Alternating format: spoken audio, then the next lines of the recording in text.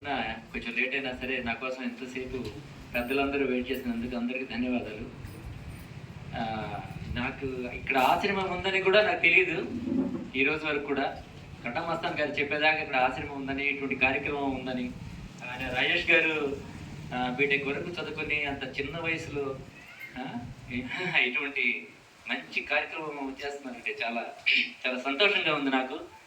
అటువంటి వాళ్ళు 1000కి 1 మంది అయినా 1000కి 1 సరే ఇటువంటి కార్యక్రమాలు చేసినందుకు ఎక్కడెక్కడి నుంచి వచ్చారు, పునరావాసం కోసం ఇక్కడ మంచి చెడు అన్నీ జరుగుతూ ఉన్నాయి. చాలా సంతోషంగా ఉంది వీళ్ళని చూసి. నా స్థాయిలో ఏదన్నా ఎక్కడన్నా అవకాశం ఉండి ఏదన్నా చేయాలనుకుంటే రాజేష్ గారిని నేను కన్సల్ట్ అయ్యి ఈ కార్యక్రమానికి నేను సహకరిస్తానని చెప్తున్నాను. తరువాత ఏంటంటే మన గాంధీ గారి జయంతి సందర్భంగా మనం చెప్పుకోవాలంటే, గాంధీ గారు మనం మర్చిపోలేని వ్యక్తి. ఆయన జాతిపిత.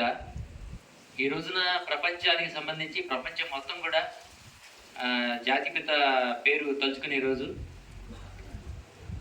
అది అహింసా దినోత్సవం ప్రపంచవ్యాప్తంగా చేస్తారు ఈ రోజున. ఆయన జయంతి రోజున అహింసా దినోత్సవం ప్రపంచవ్యాప్తంగా ఈరోజు జరుపుకుంటారండి.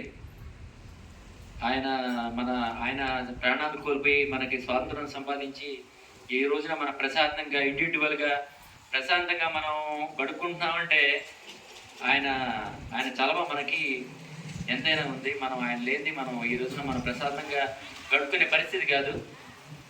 ఈ అవకాశం ఇచ్చిన వేదిక నిర్వహించిన పెద్దలకి, ఆ డాక్టర్ గారికి, కాకులింగర్ గారికి, ఇంకా పేర్లు నాకు పూర్తిగా తెలియదు, పేరున అందరికీ నమస్కారాలు, ధన్యవాదాలండి అందరికీ.